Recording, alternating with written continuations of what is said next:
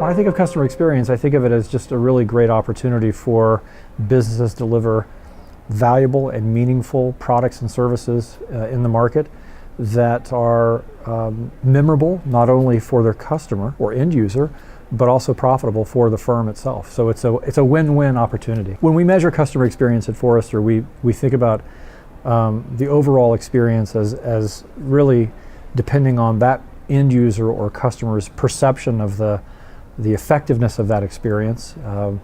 Did that experience bring some value to their life? We think about it in terms of ease of use. How easy was it for them to do business with you? And we think about it also, and we measure the emotional component of that experience. And this is hugely important. Emotions are in many cases the most important driver of a consumer or end user's perception of that overall experience. It's important to be able to deliver value and to be able to provide experiences that are easy, but it's critical that the emotional component is positive so that the memories that are created are positive, and that, I'll leave it at that. Very often, companies embrace customer experience in a crisis. They turn to customer experience because they're either facing a lot of competition and they know they have to do something to improve their margins. And not infrequently, you'll find that companies' first attempts at improving the customer experience or are efforts to save money because they find that the current experiences they're offering are too complicated and they're confusing. And they discover that if they are able to rationalize and in some sense simplify the experience they're providing, they can not only save costs internally, but they can in turn provide a much better, more seamless, easier to use, more enjoyable experience. It's one critical component of customer experience, cost savings, but it's only one component. I think once companies learn how to combine cost savings with better experience, then they typically move on to more aggressive initiatives so that they're not just looking at cost savings, but trying to generate new revenue from new services and new kinds of experiences.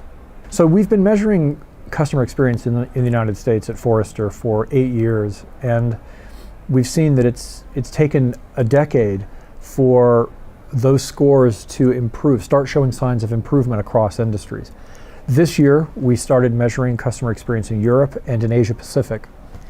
In Europe, we find that in general, on the continent and in the United Kingdom, European and British consumers are not as happy as American consumers with the services they're getting.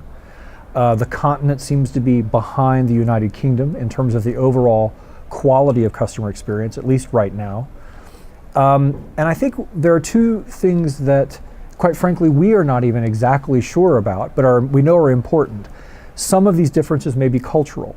For example, we know that in trying to gauge the German's perception of emotional engagement with a company is very different from talking to a Belgian consumer or Dutch or French or Spanish consumer.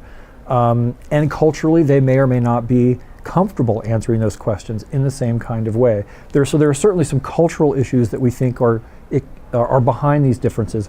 But I also tend to think that there are some broader differences. I think that American companies, quite frankly, have just been a lot more innovative and willing to spend money on customer experience, in part because they have been under extreme pressure since the recession started, and so many bailouts in the United States to justify their existence. And for what it's worth, I do think that many American companies are a little bit more agile in experimentation than some of their European counterparts. I don't think these differences will last for long.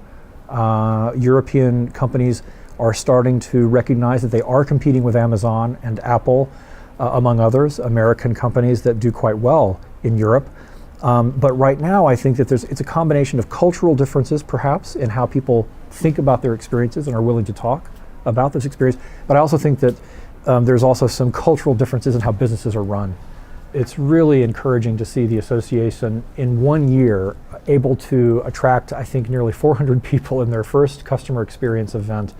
I think that in itself is an encouraging sign of where things are in Europe and in Spain particularly. The interest is here. The passion for this subject is here. The people I've spoken with are extremely well informed and very serious about the customer experience role in their company. And I think it's a very exciting time to be in the customer experience space right now in Spain.